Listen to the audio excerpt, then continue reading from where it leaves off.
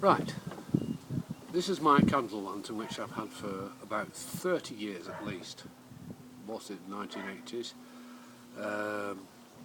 It's a Markill, which they don't make anymore, but it's almost identical to the UCO candle lantern, which is become, I suppose, the market leader. Maybe they had a bit of a patent war or something like that, I don't know. But they're virtually, as I say, they're virtually identical. I know because I've used the UCO candles in them, and they fit these just the same thing, spring underneath. But they are expensive, and it was either make my own candles, or why not have a do and making an oil insert, a paraffin or kerosene burner instead. So that's what I did, and it didn't take me long to do it either. Right, I shall disassemble it to show you what I've done.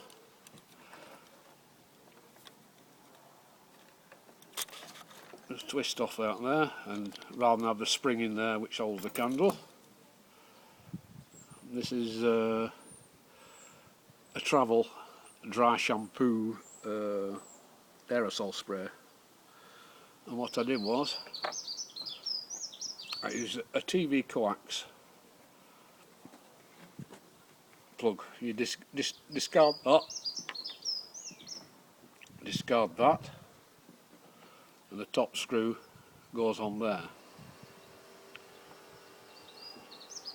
And when I want to keep it packed up, I use the top off another one and put a bit of epoxy resin in there to block it off, so that I can put a sealed top on it. In there I've got proper candle wick, which I got from a local hardware store, which is where I get my paraffin from. But you could use strips of old t-shirt, cotton t-shirt or anything like that to make your wick.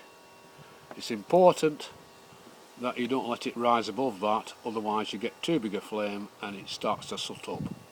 But that just gives you a nice flame. Right, so let's see if I can get it going. Let's place it back in. Oh, forgot to mention actually, inside there it's drilled to take the coax plug and epoxy resin in there. I tried that first. I thought, let's see if it melts or anything, if it gets too hot. There's been no problem, that's fine. And I also put this in on the other side for filling it. There's a bit of plastic tube in there with a screw in it, which is okay, but you could equally just epoxy resin a nut in there, drill it, epoxy resin a nut in it there, and put your own screw in there. And what I used to fill it was a computer ink cartridge refill kit, which had a hypodermic, blunt needled hypodermic syringe, and I used that to top it up with paraffin. On a full fill, this actually burnt for 16 hours. 16 hours. That's double what you get out. I think they're 8-hour candles, I'm not certain, but anyway, 16 hours, so that's very good. Right, put it back in.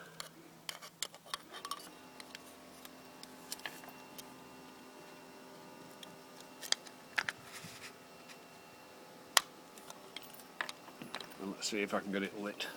It's slightly breezy, so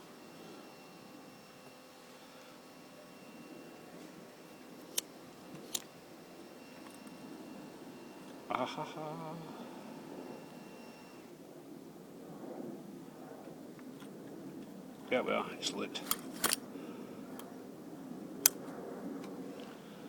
And the other thing I did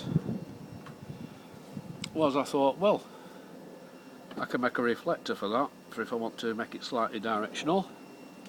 And what I got was an old soda can or beer can, just cut a strip of the aluminium out of it, and because there's these uprights, I can slot behind there, hopefully. Just takes a bit of fanoodling. There we go. There we go. So there we have a little reflector. As we're in daylight, it's not going to look massively bright, but it's quite effective.